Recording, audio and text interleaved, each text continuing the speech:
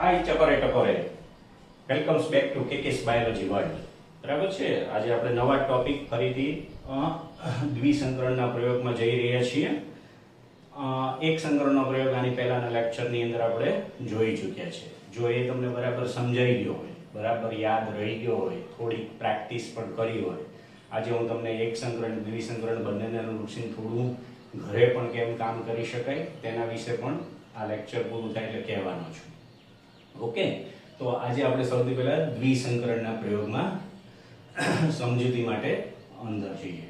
સૌથી પહેલા તમે જોશો તો દ્વિસંકરણ, આની પહેલાના લેક્ચરની અંદર મેં તમને એક સંકરણની અંદર એક શું હતું એ સમજાવી દીધું હતું, કારણ કે એ દરમિયાન એક સંકરણમાં એક ઈ આપણી માટે લક્ષણ હતું. જ્યારે અહીંયા દ્વિસંકરણની અંદર એક સાથે આપણે કેટલા લક્ષણની વાત કરશું? તો કે બે લક્ષણની વાત કરશું. આપણે પ્રયોગની અંદર કોને તો કે મેન્ડલના પ્રયોગો છે, એટલે મેન્ડલે વટાણા લીધા હતા, લીલા વટાણા લીધા હતા, ગ્રીન પીસ લીધા હતા, બરાબર, ગાર્ડન પીસ જેને આપણે કહીએ છીએ, કે જેને આપણે એનું વૈજ્ઞાનિક નામ પીઝિયમ સેટિવિયમ એવું કીધેલું હતું.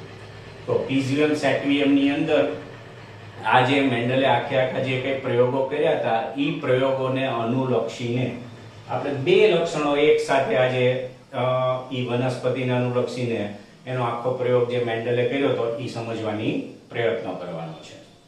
તો અહીંયા બે લક્ષણને અનુલક્ષીને તમે જોવા જાવ તો આપણે આપણી બુકની અંદર મેં પહેલા તમને કીધેલું છે કે વટાણાની અંદર અલગ અલગ લક્ષણોને અનુલક્ષીને ઘણી ભિન્નતાઓ હતી. બરાબર છે. કાલે દાખલા તરીકે આપણે એક સંકરણનો પ્રયોગ આપણે જોયો તો એની અંદર તમે જોશો તો એની અંદર એક હતી ઊંચાઈ. તો ઊંચાઈને અનુલક્ષીને છોડ કેવો હતો? તો કે છોડ કા કેવો હોય? તો કે કા ઊંચો હોય અને કા નીચો હોય. તો આ જે હતા, આ બધું જે મેં લખું છું એ બધાને આપણે શું કહીએ છીએ? લક્ષણો કહીએ છીએ.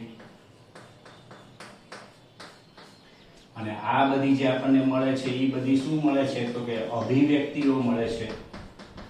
અભિવ્યક્તિઓને અનુલક્ષીને, જન્યુઓને અનુલક્ષીને જે જન્યુઓ નિર્માણ થતું હોય છે ત્યારે આ જે ઘટકો જતા હોય છે એને આપણે ટ્રીટ્સ કહેવાના છીએ.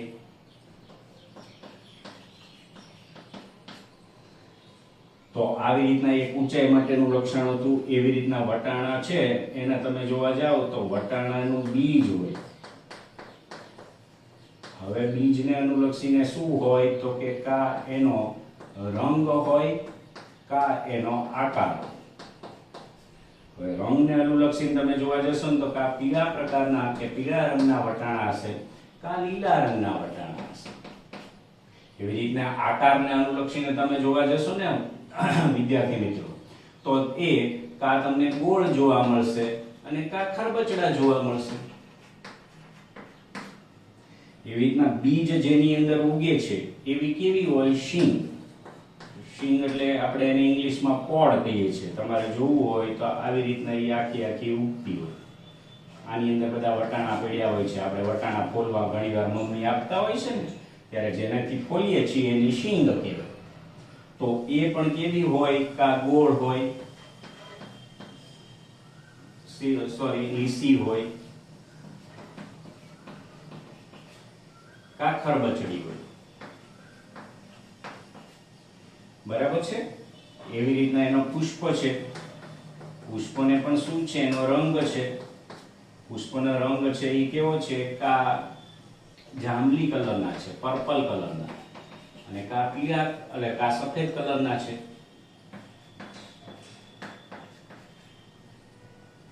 તો તમે જોશો આવી ઊંચાઈ છે, બીજનો રંગનો આકાર છે, શીંગનો આકાર છે, પુષ્પનો રંગ છે, ઇવન પુષ્પનું સ્થાન છે.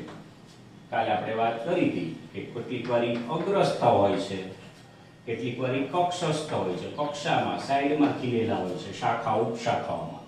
જ્યારે અગ્રસ્થ એટલે એની સૌથી ઉપલી શાખાઓ પર ખીલેલા હોય છે.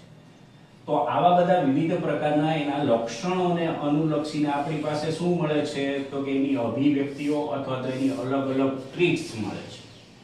આપણી બુકમાં વારે ઘડીએ ટ્રીટ્સ લખેલું આવશે, અભિવ્યક્તિઓ. અથવા ટ્રીટ્સ માટે કરતા હોય તો એનો સારો ગુજરાતી શબ્દ મારે વાપરવો હોય તો આવો છે, વૈકલ્પિક કારણ. ભાઈ ઊંચાઈ માટેના વૈકલ્પિક કારક આપણે એક સંકરણના પ્રયોગની અંદર જોઈ ચૂક્યા કે કયા કયા હતા, તો કે કા છોડ ઊંચો હોય અને કા છોડ કેવો હશે, નીચો હશે. ઊંચાઈ માટે ઈ પ્રભાવી કારક હતું, કાલે આપણે આવા શબ્દ લખેલા છે. પ્રભાવી કોને કહેવાય, પ્રચ્છન્ન કોને કહેવાય, એવું આપણે સમજાવેલું છે. તો પ્રભાવી કારક માટે હંમેશા આપણે કેવો શબ્દ વાપરીએ છીએ, કેપિટલ અક્ષર. બરાબર છે. એટલે આલ્ફાબેટ્સના ABCD માંથી તમે કોઈ પણ એક આલ્ફાબેટ્સને અનુલક્ષીને કેપિટલ અક્ષર સામાન્ય રીતે વપરાતો હોય એના પ્રભાવી કારક માટે વાપરીએ છીએ. જ્યારે એના પ્રચ્છન્ન કારક માટે આપણે હંમેશા એને જ સિમિલર હોય એવો તે સ્મોલ અક્ષર વાપરીએ છીએ. દાખલા તરીકે આપણે ઊંચાઈ માટે જવાબદાર લક્ષણ માટે ઊંચાઈ માટેનું જવાબદાર કારક હતું કે જે પ્રભાવી હતું એની માટે કેપિટલ ટી શબ્દ વાપર્યો. જ્યારે તેના જ પ્રચ્છન્ન કારક કે જે છોડ નીચો રહે તેની માટે જવાબદાર હતું તેની માટે સ્મોલ ટી શબ્દ વાપર્યો. બરાબર છે. તો કેપિટલ ટી એટલે શું છે, છોડ ઊંચો છે એટલે કે ઇંગ્લિશમાં જેને આપણે ટોલ કહીએ છીએ, એટલે ટોલ નો સ્પેલિંગ ટી થી ચાલુ થયો એટલે આપણે કેપિટલ ટી વાપર્યું. તો નીચા માટે તો ખરેખર તો શબ્દ કેવો હોવો જોઈએ, ડ્વાર્ફ હોવો જોઈએ. નીચો છે, ડ્વાર્ફ એટલે કે ઠીંગણો છે. તો એની માટે એનો સ્પેલિંગ ડી થી ચાલુ થાય છે. તો તમે સ્મોલ ડી વાપરી શકો છો સ્મોલ ટી ની જગ્યાએ. પણ અભ્યાસની સરળતા ખાતર મેન્ડલે અને પછી આપણે પરંપરાગત રીતે આપણે પણ જો આ ઊંચાઈ માટેના પ્રભાવી કારક માટે તમે કેપિટલ ટી શબ્દ વાપરેલો હોય તો એની માટેના પ્રચ્છન્ન કારક માટે તમારે સ્મોલ ટી શબ્દ વપરાય તે અનુકૂળ પડે. એટલે આપણે સ્મોલ ટી વાપરશું સ્મોલ ડી ની જગ્યાએ. બરાબર છે. પરંતુ એક વસ્તુ બરાબર મનમાં ધ્યાનમાં રાખવાની છે કે પ્રભાવી કારક માટે કેપિટલ શબ્દ હશે અને પ્રચ્છન્ન કારક માટે સ્મોલ અક્ષર ABCD માંથી હશે. દાખલા તરીકે પીળા રંગ માટે કેપિટલ Y હશે તો લીલા માટે આપણે સ્મોલ G વાપરી શકીએ, પરંતુ અભ્યાસની સરળતા ખાતર આપણે સ્મોલ Y વાપરશું. દાખલા તરીકે હું લખું પણ છું એટલે તમને વધારે સમજાય. તો પીળા માટે હું કેપિટલ Y જન્યુ હંમેશા જોડીમાં હોય છે એટલે હું સાથે લખીશ. જ્યારે લીલા માટે હું સ્મોલ y લખીશ. એવી જ રીતના ગોળ માટે રાઉન્ડ શબ્દ છે એટલે કેપિટલ R શબ્દ લખીશ. જ્યારે એના પ્રચ્છન્ન કારક માટે મારે લખવું હોય તો હું શું લખીશ, સ્મોલ r. બરાબર છે. તો આવી રીતે આપણે શબ્દો લખી શકીએ. દાખલા કે આ જાંબલી એટલે પર્પલ છે તો એની માટે હું કેપિટલ P શબ્દ વાપરું તો આની માટે મારે સ્મોલ p શબ્દ વપરાય સફેદ માટે. અગ્રસ્ત એટલે એક્સિયસ છે એટલે એની માટે હું જો કેપિટલ A શબ્દ વાપરતો હોય તો આની માટે મારે સ્મોલ a શબ્દ વાપરી શકાય. લીસી એટલે કે સીધી સપાટી છે, બરાબર. ખરબચડી એટલે વ્રિંકલ છે તો આને અનુલક્ષીને પણ કેપિટલ વાપરી શકાય. દાખલા કે આની માટે કેપિટલ W વાપરું તો આની માટે સ્મોલ w વાપરીશ. તો આના ઉપરથી કેવી રીતના પ્રભાવી કારક ને કેવી રીતના પ્રચ્છન્ન કારકો આપણે લખી શકીએ છીએ તેની તમને સમજૂતી બરાબર પ્રાપ્ત થઈ ગઈ હશે. એક સંકરણની અંદર એક જ લક્ષણ હતું, એને અનુલક્ષીને આપણી પાસે બે વૈકલ્પિક કારકો મળ્યા હતા. હવે આપણે દ્વિસંકરણનો પ્રયોગ કરવા જઈ રહ્યા છે કે જેની અંદર આપણે એક સાથે બે લક્ષણો લેવાના છે મારા મિત્રો. ક્લિયર? તો આટલું પહેલા કોન્સેપ્ટ બરાબર તમને ક્લિયર હોવો જોઈએ, તમારા માઇન્ડમાં એકદમ આ બધું ગોઠવાઈ ગયેલું હોવું જોઈએ, તો તમને દ્વિસંકરણ સમજવું સાવ સહેલું પડશે મારા વાલા મિત્રો. તો દ્વિસંકરણની અંદર આપણે એક સાથે કેટલા લક્ષણો લેશું મારા વાલા મિત્રો?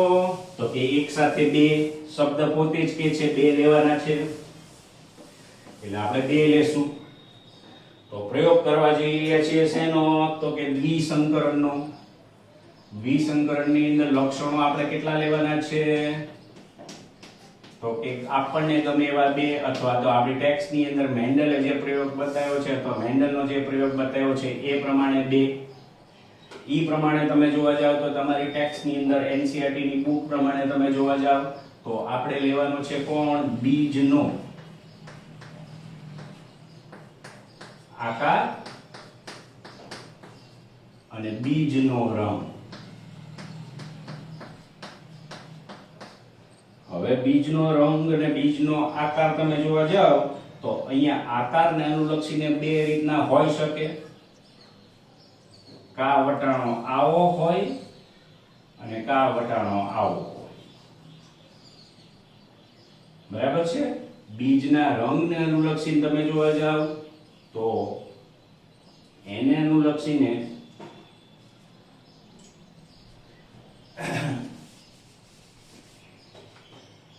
એના રંગ બે ટાઈપના આપણને મળે છે. આ વટાણો જો ગોળ તો છે તે, પણ પાછો કેવો છે તો કે પીળા કલરનો છે. અને કા વટાણો છે ઈ આવો ખરબચડો છે અને ઈ પાછો કેવા કલરનો છે તો કે આવા લીલા કલરનો છે.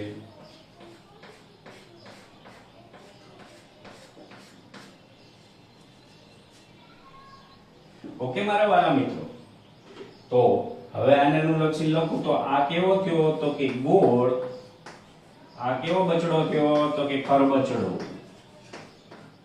આ કેવો થયો પીળો અને આ કેવો થયો તો કે લીલો.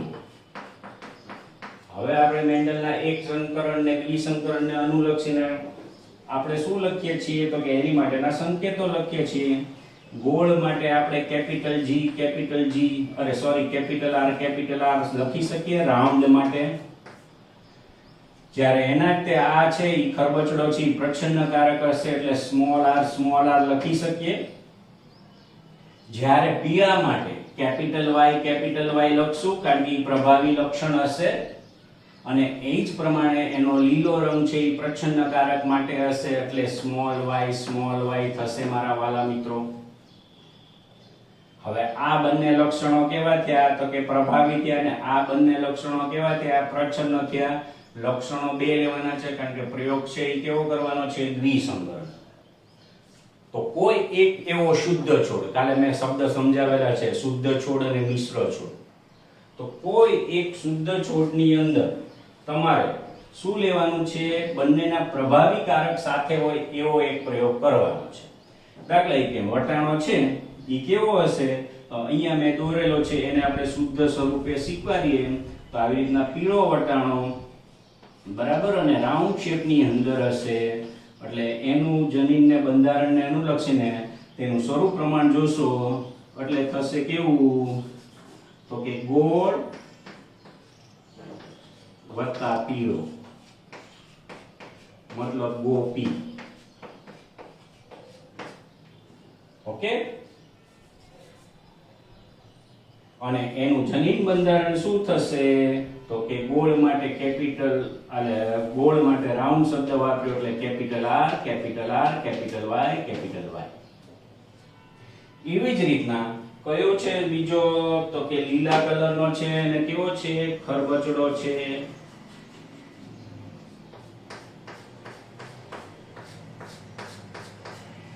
ઓકે, કેવો છે ગોળ અને ખરબચડો. ઓકે, હવે એમાં તમે જોશો મારા વાલા મિત્રો એટલે તમને ખબર પડશે આનું આપણે બંધારણ લખવું હોય તો શું લખશું તો કે ખરબચડો છે વત્તા કેવો છે તો કે લીલો છે એટલે કે ખલી છે. આ ગોપી છે આ ખલી છે. ખલી એટલે ઓલો પાછો પહેરવાની હો WW આ ફળો વટાણો છે બીજો. ઓકે, તો આ ખરબચડો છે આ લીલો છે. એની જનીન બંધારણ આવી રીતના મારે જો શબ્દો અર્થમાં લખવું હોય તો શું લખીશ તો કે આપણે ખરબચડા માટે સ્મોલ r શબ્દ વાપર્યો અને લીલા માટે સ્મોલ y શબ્દ વાપર્યો એટલે આનું જનીન બંધારણ આવું થશે. હવે આ બે વચ્ચે આપણે શું કરાવવાનું છે તો કે સંકરણ કરવાનું છે ને એની ઉપરનો પ્રયોગ આપણે સમજવાની ટ્રાય કરવાની છે. એક સાથે બે લક્ષણ હોવાથી મારા મિત્રો આપણે દ્વિસંકરણનો પ્રયોગ કરવા જઈ રહ્યા છીએ. ચાલો જોઈએ. તો હવે આખો પ્રયોગ આપણે કરશું. સૌથી પહેલા આપણે તમને ખબર જ છે આપણે શું લઈએ છીએ તો કે પિતૃ પેટી લઈએ છીએ. બરાબર, થોડું સાઈડમાં લખું છું એટલે આખો એક જ પ્રશ્ન એક જ બોર્ડમાં તમે સમજી શકો, જેને આપણે નરજન્યુ તરીકે સ્વીકારશું.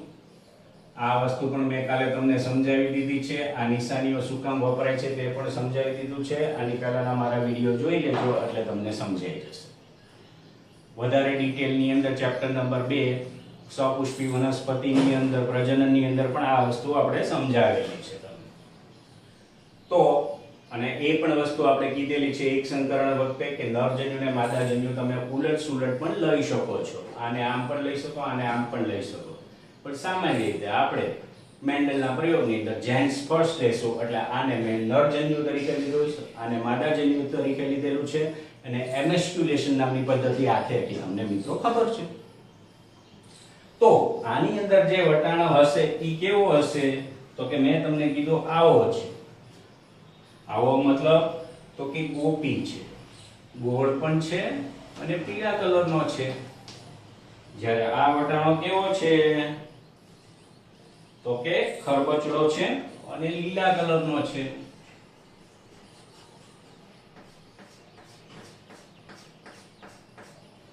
ઓકે, જેનું જનીન બંધારણ જ હું લખી નાખું છું. આનું જનીન બંધારણ હવે કેવું થશે તો કે capital R capital R capital Y capital Y. જ્યારે આનું જનીન બંધારણ શું થશે small r small r small y small y. તો આનું જનીન બંધારણ આવું થયું, આનું જનીન બંધારણ આવું થયું. અને લક્ષણને અનુલક્ષીને તમે જોવા જશો તો આ છોડ કેવો હશે તો કે શુદ્ધ ગોપી હશે. આ શુદ્ધ સ્વરૂપે છે, ગોળ અને પીળો. જ્યારે આ શુદ્ધ શું હશે ખરબચડો અને લીલો ફલી.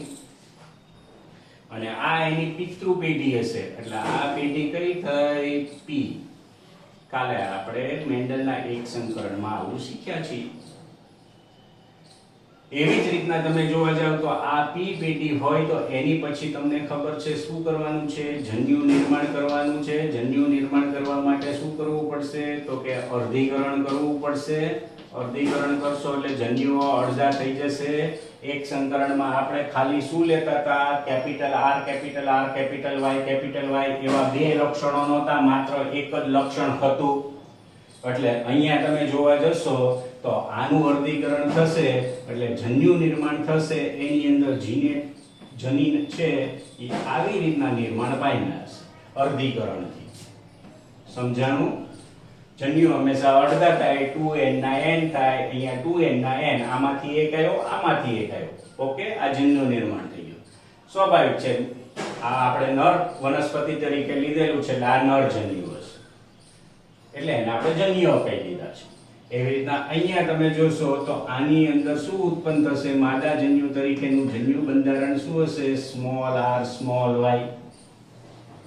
ઓકે, અને આ જન્યુઓ થઈ ગયા અર્ધીકરણને કારણે ઉત્પન્ન થઈ ગયા. આપણે પ્રયોગ શેનો કરી રહ્યા છીએ તો કે સંકરણનો. સંકરણનું બીજું નામ મેં તમને કીધું છે એને કહેવાય પ્રેરિત પ્રજનન અથવા આર્ટિફિશિયલ રિપ્રોડક્શન, કે જે મનુષ્ય દ્વારા મેન્ડલ દ્વારા ઈ કરવામાં આવ્યું હતું. ઓકે, એટલે આ બંને જનીનો શું થશે હવે ભેગા થશે અને ફલિતાંડનું શું કરશે નિર્માણ કરશે. હવે ફલિતાંડનું નિર્માણ કરવા માટે આના જન્યુઓ અને આના જન્યુઓ સમિલિત થશે એટલે બનશે શું જન્યુ નિર્માણને અનુલક્ષીને તો કે કેપિટલ R બરાબર, કે જે શેની માટે જવાબદાર છે બીજના આકાર માટે. એની જ સાથે કોનું તો કે બીજનો જે આમાંથી જે આકાર માટેનું જવાબદાર જનીન છે એ કોણ છે સ્મોલ r. ઈ બંને ભેગા થશે. આકારને રંગ સાથે કાઈ લાગતું વળગતું નથી. આપણે ઇન્ડિપેન્ડન્ટ એસોર્ટમેન્ટ બરાબર છે કે જે મુક્ત વિશ્લેષણનો નિયમ આપણે ભણવાના છે. તો આને અનુલક્ષીને તમે જોવા જશો તો આવું થશે. એવી રીતના અહીંયા શું થશે કેપિટલ Y ની સાપેક્ષમાં સ્મોલ y આવશે. R ને Y સાથે કાઈ લાગતું વળગતું નથી અને Y ને R સાથે કાઈ લાગતું વળગતું નથી. બંને અલગ છે, બંને સ્વતંત્ર છે. એક રંગ માટે જવાબદાર છે, એક આકાર માટે જવાબદાર છે. બંને પોતપોતાની રીતે સ્વતંત્ર રીતે શું કરે છે? લક્ષણો વ્યક્ત કરે છે. હા, એમાં પ્રભાવીપણું અને પ્રચ્છન્નપણું ચોક્કસપણે અસર કરશે. તો આવી રીતના એક જન્યુ નિર્માણ થયું આપણને આખે આખું તમે જોઈ શકો છો. આ જન્યુને અનુલક્ષીને આ જે આખે આખો બન્યો ઈ આખે આખો શું બન્યો? તો કે ફલિતાંડ બન્યો. બરાબર છે? આ ફલિતાંડ નિર્માણ થયું ત્યારે આપણને P માંથી કઈ પેઢી મળશે? તો કે F1 પેઢી મળશે, એટલે કે ફર્સ્ટ જનરેશન મળશે.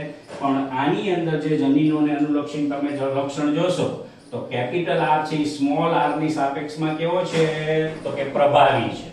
તો પ્રભાવી કોણ છે? તો કે ગોળ છે. એવી રીતના કેપિટલ Y ની સાપેક્ષમાં કેપિટલ Y છે સ્મોલ y ની સાપેક્ષમાં કેવો છે? પ્રભાવી છે. બીજા અર્થમાં કહીએ તો સ્મોલ y છે ઈ પ્રચ્છન્ન છે. એટલે સ્મોલ y ના લક્ષણો પ્રદર્શિત નહીં થાય, માત્ર કેપિટલ Y ના જ પ્રદર્શિત થશે. જેવી રીતના આની અંદર માત્ર કેપિટલ R ના જ લક્ષણો પ્રદર્શિત થયા. તો કેપિટલ R છે ઈ ગોળ લક્ષણ માટે જવાબદાર હતું. એવી રીતના કેપિટલ Y છે ઈ પીળા રંગ માટે જવાબદાર હતું. એટલે અહીંયા પણ આ વટાણાનો આકાર અને રંગ છે ઈ ગોપી જ મળશે. પરંતુ મિત્રો તમે એક સંકરણના પ્રયોગની અંદર સમજી ગયા છો કે F1 પેઢીની અંદર આ મળતું પરિણામ છે ઈ મિશ્ર સ્વરૂપે મળશે. એટલે અહીંયા આપણને શુદ્ધ ગોપી મળ્યું હતું, અહીંયા આપણને મિશ્ર ગોપી મળ્યું. અને આ આખી ઘટના થઈ કેવી થઈ? તો કે પ્રેરિત પ્રજનન થઈ, આર્ટિફિશિયલી રિપ્રોડક્શન થયું, મતલબ કે સંકરણ થયું. અને ઈ પ્રેરિત પ્રજનનથી આપણને આવું પરિણામ મળે છે. શેની અંદર? F1 ની. હવે આ છે એને આપણે નરજન્યુ તરીકે જ સ્વીકારવાના છે એવું આપણે કીધેલું છે. ઓકે, તો આ બીજ આપણે માદાજન્યુ તરીકે બીજી ગોતવી પડે. પણ કાલે પણ આપણે વાત કરી હતી, અભિષેક બચ્ચન યાદ છે ને? આગળ કે મારે લગ્ન કરવા તો કે મારી જેવું જનીન બંધારણ ધરાવતી આપણે શું ગોતવી પડે? છોકરી ગોતી, વટાણો ગોત્યો. અને ઈ વટાણાનું જનીન બંધારણ કેવું હશે? Capital R small r capital Y small y. ગોપી જ હશે. ઈ પણ કેવી હશે? મિશ્ર ગોપી જ હશે.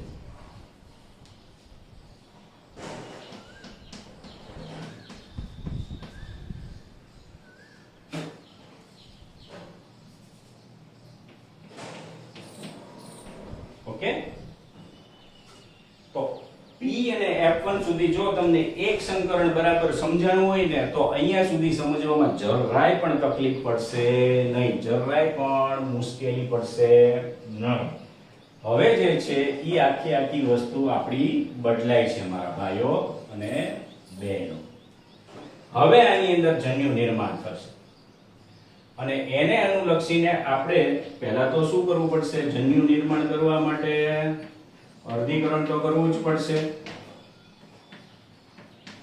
ઈ તો ફાઇનલ બાબત છે. દર વખતે ઈ વસ્તુ તો સ્વીકારી લેવાની છે. ચેપ્ટર નંબર 2 ની પહેલાની અંદર આવી પણ ગયું છે. એને કારણે જે આપણને મળવાની છે F2 પેઢી. બરાબર છે? અને એની માટે આપણે એક લંબચોરસ ચોકઠાનો ઉપયોગ કરવાના છે, જે પ્યુનેટ નામના વૈજ્ઞાનિકે શોધ્યું હતું. એટલે એને આપણે કહીએ છીએ પ્યુનેટ સ્ક્વેર. એક સંકરણમાં પણ આવે છે, પણ હું સમજાવું છું દ્વિસંકરણમાં. એક સંકરણમાં સહેલું છે, તમારી બુકની અંદર આમ ક્રોસની અંદર આખો રેક્ટેંગલ જેવું એક ફિગર આપેલી છે. આપણે સીધી જ દોરી નાખશું. પ્યુનેટ સ્ક્વેર ઘણી રીતના દોરી શકાય છે, પણ આપણે એક્ઝામ પોઈન્ટ ઓફ વ્યૂ જોવાનું છે. તો બુકની અંદર જે ક્રોસમાં આપેલી છે એ દોરવી થોડી એક્ઝામમાં અઘરી પડે. અઘરી ન પડે તો ટાઈમ તો લે જ તે.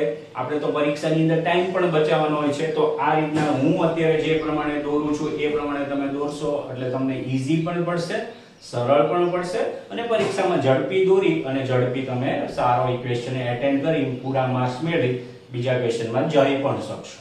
તો ટાઈમ બચાવવા માટે આપણે એવી ફિગર દોરીએ છીએ આપણી રીતની. પરંતુ અહીંયા તમે જન્યુઓને અનુલક્ષીને જોશો તો આને અનુલક્ષીને જન્યુ નિર્માણ કેવી રીતના થશે તો એની પોસિબિલિટીઝ હું ખાલી એકમાં સમજાવું છું. દાખલા તરીકે આની એકની સમજાવું કે ભાઈ capital R small r capital Y small y. અર્ધીકરણ થશે તો આમાં આંકડાકીય તાર્કિક બાબત સ્ટેટિસ્ટિકલ એનાલિસિસ ને અનુલક્ષીને સંભાવનાઓ જન્યુ નિર્માણની કેટલી છે. આ નરજન્યુ તરીકેની હું સ્વીકારું, આ એક સમજાઈ જશે એટલે માદા જન્યુની આપોઆપ સમજાઈ જશે, કારણ કે જનીનિક બંધારણ તો બંનેનું સરખું જ છે. હવે આની અંદર પોસિબિલિટીઝ જોવા જાવ તો અર્ધીકરણને અનુલક્ષીને તમે જોવા જાવ તો 1 2 3 અને 4 રીતની જન્યુઓને અનુલક્ષીને પોસિબિલિટીઝ મને જોવા મળશે. જો હું આ કેપિટલ R સાથે કેપિટલ Y ને જોડું તો એક મને જન્યુ આવું નિર્માણ થશે. બીજી રીતના તમે જોવા જાવ તો કેપિટલ R સાથે સ્મોલ y ને જોડું તો કેપિટલ R સ્મોલ y નામનું જન્યુ નિર્માણ થશે. એવી રીતના સ્મોલ r ને કેપિટલ Y સાથે જોડું પણ પ્રભાવી કારક હંમેશા પહેલા લખાયેલું, હું કેપિટલ Y પહેલા લખું છું, એની સાથે સ્મોલ r લખું છું અને છેલ્લે બંને સ્મોલ સ્મોલ લખું છું, એટલે કેપિટલ સ્મોલ r અને સ્મોલ y. તો આવી રીતના મને ટોટલ કેટલી 1 2 3 અને 4 શેની મળી જન્યુ નિર્માણની શક્યતા અથવા પોસિબિલિટીઝ મળી. ક્લિયર મારા ભાઈઓ બહેનો? આટલું પહેલા બરાબર તમને સમજાવું છું. આ જ પોસિબિલિટી જો નર જન્યુ માટે હોય તો માદા જન્યુ માટે એવી જ હશે, તો એની માટે હું અહીંયા ચાર્ટ દોરી શકીશ, જેને આપણે પ્યુનેટ સ્ક્વેર કહેવાના છે. હવે એ આખું માળખાકીય સંરચના એટલે કયું પરિણામ છે? હવે અહીંયા પાકા પાયે કયું થશે? સ્વફલન જ થવાનું છે અમારા વાલા ભાઈઓ અને બહેનો. ત્યાં સ્વફલન જ જોવાના છીએ આપણે. હવે ઈ સ્વફલનને અનુલક્ષીને હું આખો પ્યુનેટ સ્ક્વેર ને અનુલક્ષીને આવો ચાર્ટ બનાવું તો પહેલા મારે એક આખો રેક્ટેંગલ જેવું બનાવવું પડશે. ક્લિયર? એની અંદર મારે ટોટલ પોસિબિલિટીઝ તમે જોવા જાવ તો પહેલાની ફલિતાંડ, આપણે જે બનાવ્યું એ જન્યુ નિર્માણ છે. હવે જે આપણે બનાવવાના છે ફલિતાંડ છે, મતલબ કે એની F2 ની સંતતિઓ જોવાના છે. ફલિતાંડ પછી સંતતિ જ આપશે. તો એની પોસિબિલિટી એટલે આની 4 અને આની 4, અહીંયા તમે 4 જેવી નર જન્યુની જોઈ છે એવી જ 4 કોની માદા જન્યુની મળશે. એટલે ચોકે ચોકે 16 જેટલી પોસિબિલિટીઝ અથવા તો શક્યતાઓ મળશે, જેને જ આપણે આંકડાકીય પૃથ્થકરણ કહીએ છીએ, સ્ટેટિસ્ટિકલ એનાલિસિસ. તો ઈ એનાલિસિસ ને અનુલક્ષીને હું આવી રીતના અહીંયા ચાર્ટ બનાવું છું. તો આ એક ખાનું, આ બીજું, આ ત્રીજું અને આ એક ચોથું. ઓકે, એવી રીતના અહીંયા પણ મારે ઊભા બનાવવા પડશે. કેટલા? તો કે આ તો પહેલા બનાવી જ નાખ્યું છે, એને ગણવાનું નથી. આ એક ખાનું, આ બીજું ખાનું, આ ત્રીજું અને આ પોતે ચોથું. હવે અહીંયા હું ડબલ લાઇનિંગ એટલા માટે કરી નાખું છું એટલે તમને જન્યુઓ છે ને એ અલગ પડે. ઓકે મારા વાલા મિત્રો? ઓકે, હવે અહીંયા હું બે ભાગ પાડી નાખીશ. અહીંયા હું દાખલા તરીકે નર જન્યુ લખીશ, તો અહીંયા હું માદા જન્યુ લખીશ. નર જન્યુ બધા આ બાજુ લખી, એટલે સોરી, માદા જન્યુ બધા આ લાઈનમાં ઊભી લાઈનમાં લખીશ, જ્યારે માદા જન્યુ છે એ હું બધા આવી રીતના આડી લાઈનમાં લખીશ. ઓકે, પાકો? એક જ મિનિટ.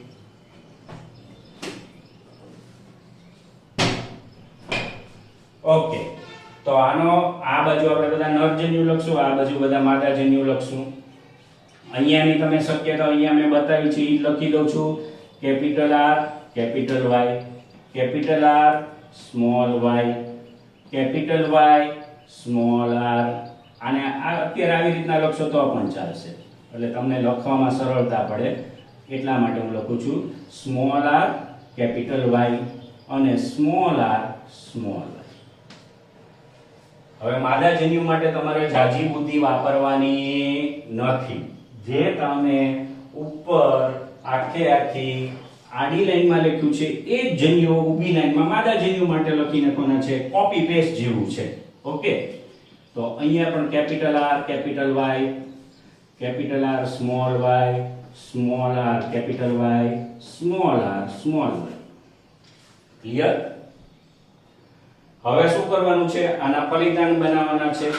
ફલિતાંડ નિર્માણ માટે આપણે શું કરવું પડશે? તો કે આની શક્યતા જોવાની છે.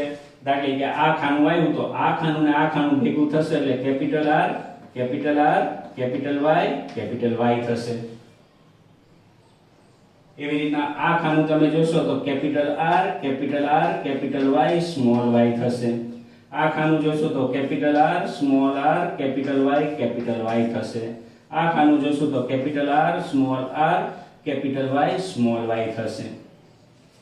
એવી જ રીતના આની અંદર એ જોશું તો આની જેવી જ પોસિબિલિટી બધી મળશે. Capital R capital Y small y, capital R small r capital Y capital R small r capital Y small y. Okay, હવે આ બધાની અંદર તમે જોશો ને તો ગમે તે એક આર છે ને કેપિટલ ઈ પ્રભાવી માટે હશે અને એક કેપિટલ વાય આવતો હશે એ પ્રચ્છન્ન માટે હશે. આવી તમે શક્યતા જોશો ને તો મેં ટ્રીક ગોતી છે. આ ખાનું પછી તમે જોવા જશો આ ખાનું અને આ ખાનું. દાખલા તરીકે આ ખાનામાં તમે જોવા જાવ તો અહીંયા શક્યતા શું મળશે? Capital R small r capital Y small y. એવી રીતના આ ખાનાની અંદર એ તમે જોવા જશો તો શું મળશે? તો કે capital R small r capital R small r capital Y small y. તો હું એક અહીંયા દોરું છું કેવી રીતના? આ 1 આ 2 આ 3 આ 4 આ 5 આ 6 આ 7 આ 8 અને આ 9. આ બધા એક જ સરખા રંગના હશે. એવા ટોટલ 9 છોડ મળ્યા. જે કેવા છે? કેપિટલ આર શેની માટે જવાબદાર છે? ગોળ માટે. કેપિટલ વાય શેની માટે જવાબદાર છે? પીળા માટે. એટલે આ 9 છોડ મળ્યા ગોપી. ઓકે, એવી રીતના તમે જોવા જશો તો હવે અહીંની શક્યતા તમે જોવા જશો તો શું મળશે? જો તો આ કેપિટલ આર છે capital R small y small y. અહીંયા પણ શું મળશે? Capital R small y small y. Okay, અહીંયા પણ શું મળશે? કેપિટલ આર, આનો કેપિટલ આર, આનો small r, capital Y small y small y. તો આ ત્રણ શક્યતા સાવ સરખી મળશે. એક ત્રીજો રાઈટ એંગલ ત્રિકોણ જુદો મેં દોર્યો છે. જો ક્લિયર? ઓલો છે પિંક કલરે દોર્યો તો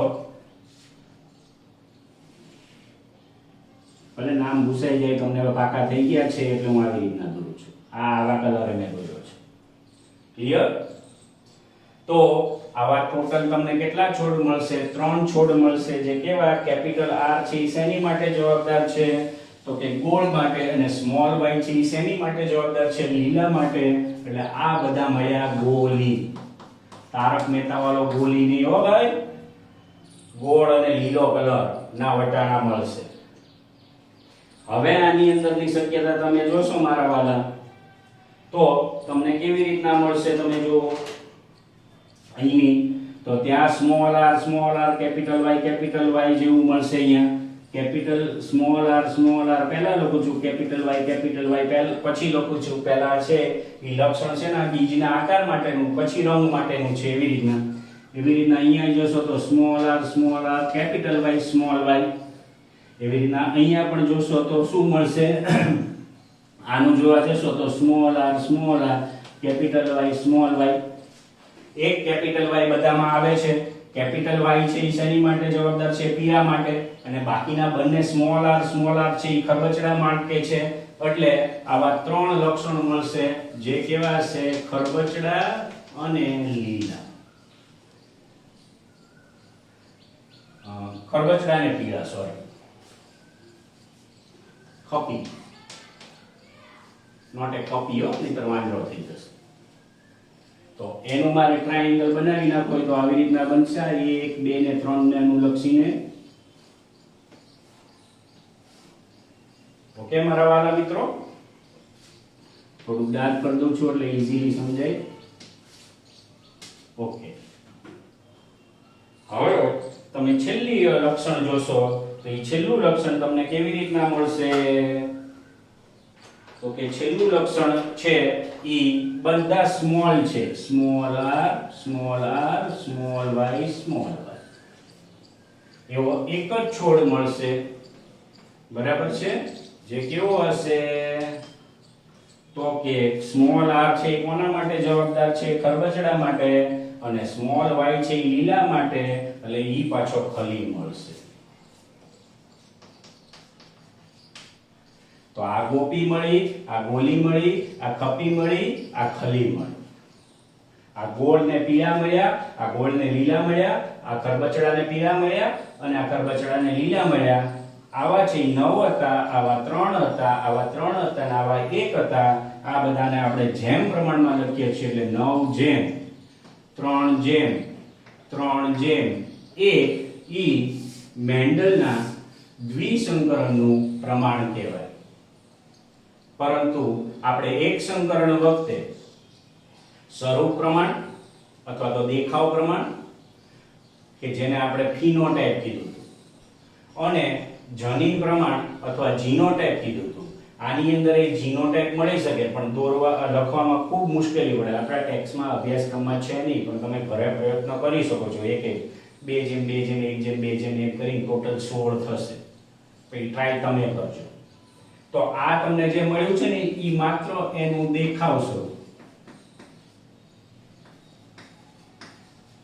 કેવું સ્વરૂપ છે?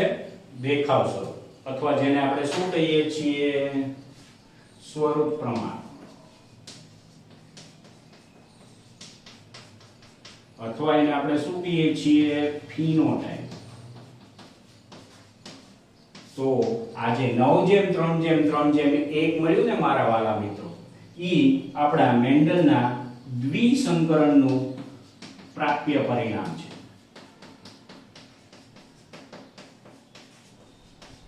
અથવા તારણ છે એમ કહીએ તો પણ ચાલે. તો અહીંયા તમને વિદ્યાર્થી મિત્રો આખે આખો દ્વિસંકરણનો પ્રયોગ મેન્ડલનો જે છે એ તમને બરાબર સમજાઈ ગયો હશે. આ જ પ્રયોગ મારા લેક્ચરની શરૂઆતમાં મેં તમને કીધું હતું કે એક સંકરણને દ્વિસંકરણને અનુલક્ષીને અહીંયા મેં જે શરૂઆતમાં બોર્ડ વર્ક કર્યું હતું એ તમે જોશો એટલે મેં જુદા જુદા લક્ષણો અને અનુલક્ષીના અભિવ્યક્તિઓ આપી હતી. દાખલા તરીકે અહીંયા બીજનો આકાર અને બીજનો રંગ આપ્યો હતો. એવી રીતના તમે આ જ પ્રયોગ છે એ પુષ્પના સ્થાન અને પુષ્પના રંગને અનુલક્ષીને આ જ પ્રયોગ ફરીથી કરી શકો. ખાલી અહીંયા આ બધા સંકેતો બદલાશે. બાકી આ જ વસ્તુ તમે આખી ફરીથી રિવિઝનની અંદર આ પ્રયત્નથી કરી તમે તમારી રીતને તમારે આ પ્રશ્ન સુદૃઢ કરી શકો છો. પરીક્ષા માટે પણ અગત્યનો છે એટલે એનું પણ પાકું કરજો. Thank you very much. આવી રીતના આપણે નેક્સ્ટ લેક્ચરમાં પાછા બીજા જ કોઈક ટોપિક સાથે ફરી પાછા મળીશું. Thank you.